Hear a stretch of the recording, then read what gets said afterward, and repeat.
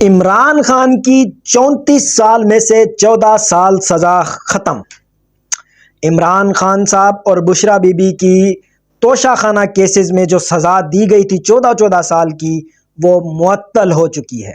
اسلام آباد high court کے 2 رکنی بینچ، جس میں چیف جسٹس آف اسلام آباد عامر فاروق اور میاں گل حسن اورنگزیب صاحب، ان 2 ججز کے ہاں ایک اپیل دائر کی گئی تھی اس سزا کے خلاف کہ یہ سزا جو ہے ناجائز ناحق دی گئی ہے، جس کی سنوائی کی گئی اور اس سزا کو معطل قرار دے دیا گیا ہے۔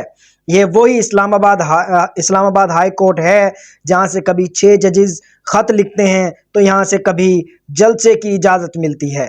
اسلام آباد ہائی کورٹ میں سائفر کیس بھی زیر التوا ہے، اس میں اور بھی کافی سارے کیسز ہیں۔